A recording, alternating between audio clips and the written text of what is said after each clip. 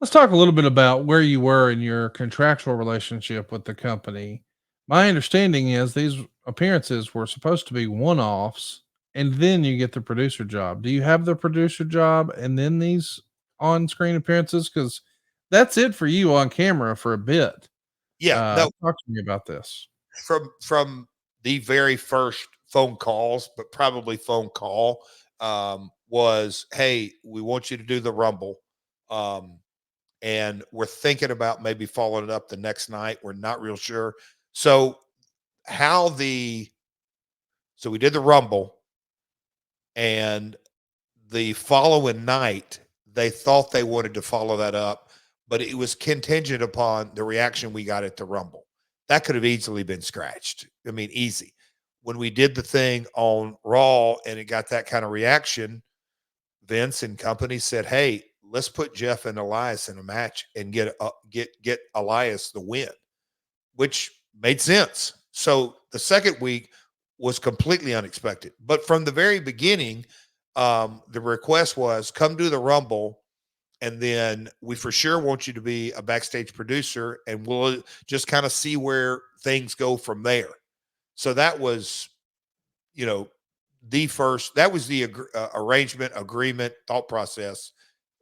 At the same time, I wasn't coming just to do the Rumble ever. I mean, that wasn't just going to be a standalone. It was do the Rumble and then come work behind the scenes. How much of that timing do you find curious? I mean, you've been around the business for decades. You've been on the outside looking in of WWE for 2 decades. And oh, by the way, the very month where you're back on TV and being offered this job is also the month that All Elite Wrestling is formed. And they're going to bring in other guys like Shane Helms, who most recently was in that era working with TNA, Sean Devari, Abyss, Sanjay Dutt.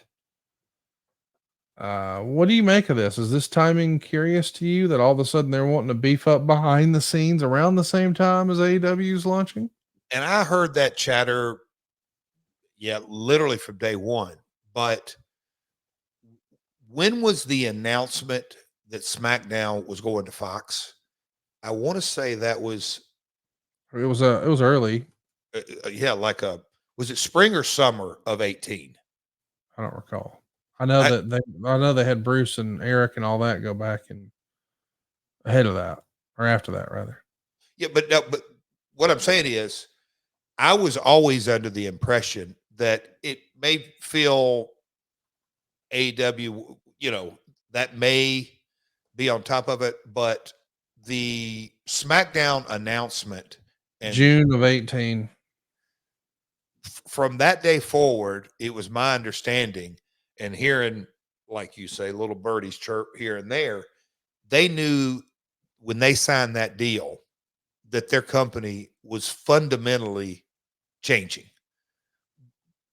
in a lot of ways. And so I always viewed it as that's the reason that they knew that they better amp up across the board production. Um, I think the roster was always deep because they did 2 shows, but production, anything behind the camera that was a part of production, they knew that the game was changing. They weren't exactly sure. And Conrad, it wasn't shoot long after I got there. Maybe I'm sure it was already in the process. They hired an outside consulting firm, and I know they spent a massive amount of money because the amount of folks who were around and all this. They did a study and research and feedback from all departments, not just folks that were on the road internally, how they were going to do business. They knew dealing on this set of circumstances, they wanted to get an outside viewpoint and how they were going to run business. So I think as a part of one of that was you better create two, because two creative teams, to producer agent teams, all that. I always looked at it. That was the first priority, and maybe the AEW, but I don't think that was the main situation. Not in the chairman's eyes at that time. It's reported not very long after you return in the Observer, quote, regarding Bruce Pritchard, he's not the number two guy in creative or anything quite at that level, but he will have influence. He was described as now working full time with the term roving consultant used, although we don't know if that's his official job title. He was described as being a guy in the process, but when it comes to influence, he would be below Paul Levesque, Brian James, Dave Kapoor, and Ed Koskey. One person has heavily praised how Jeff Jarrett has been handling himself since coming and said he thinks Jarrett will become more influential as well. Pritchard and Dana Warrior are among 4 new people hired who are not on the writing team, although are consultants in some form. Dana had been looking for a regular gig in the company and wanted to be on creative, so this is a way of testing her out, and she may end up on the writing team and is being groomed for that possibility, but it isn't at this time. The line about her being able to give a woman's perspective was hers, although WWE has a few women on the writing team who have been praised to us. I got to tell you, it tickled me reading Dave saying he's definitely not second in command about Bruce. Just a few paragraphs after he was saying, I don't know why all of a sudden people like this Jeff Jarrett song so much. It's a little amusing to me. But yeah, Dave was right. Bruce has no fucking power or influence in WWE at all. Hope you enjoyed that hug in the center of the ring after the biggest WrestleMania of all time. Hey, but folks, that what's so simple when you kind of look at it, that look, we hadn't launched the podcast, but we had done Starcast. No, had we? Yeah. Starcast 18. Yeah. Well, so yeah. Anyway, so I was elated when I heard, you mean Sanjay? Yeah, Sanjay's coming. Abyss is coming. 2 of my, obviously, love those guys. And then Bruce was coming. Well, Bruce can't be here for about another 3 or 4 weeks. Well, why's that? Oh, he's got these things called stage shows and something to wrestle with. And Conrad, didn't y'all have several going on? Yes. We did a little farewell tour. We had one live show in Mohegan Sun in Connecticut. And it was a super show. Eric Bischoff and Bruce Pritchard, myself. It was right after Bruce was announced as going back. We had 2,000 tickets sold. Yeah, I knew it was kind of that, but I'm going to go back to at the end of the day, WWE looked at the Fox deal and said, we're going to need more executives. I think that's the real, very, very basic, very simple term. And who's the guy that had been in a WWE executive role since the late 80s, who was available and on the market? To me, it was just so kind of a no-brainer. And so here comes quite a few new hires, but to me, it was all triggered by the massive, massive deal that they got with SmackDown. How quickly were you on the plane, on the jet? Quicker than I thought. I was hired to be a producer, and I made it clear, and Paul Levesque could not have been any more open and again, I think that's a skill set. He's a listener. I think that's listen. And I said, hey man, I appreciate the hell out of this. Again, putting my life back together.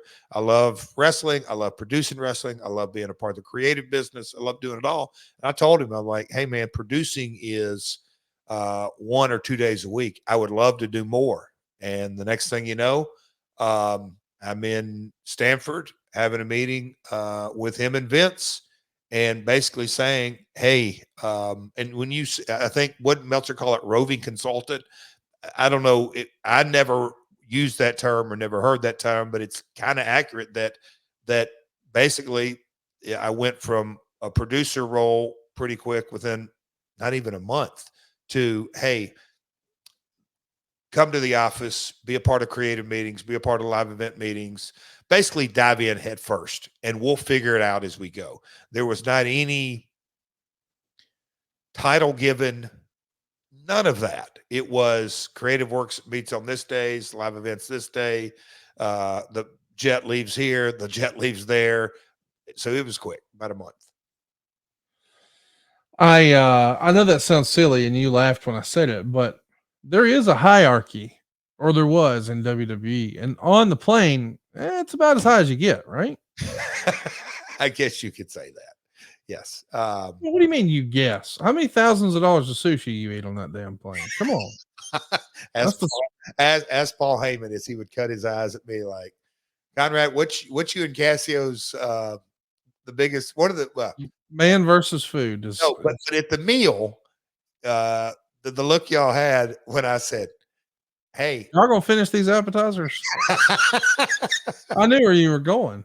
well, Because you would let them sit for a while, like, well, nobody's touched that one in a few minutes. That's down to the last one. There's two over in that one, and I got manners. there's one over here. Using manners. And so when they come bring the salads, you're like, okay, so is everybody agree they're done with the appetizers? I can have what's left now.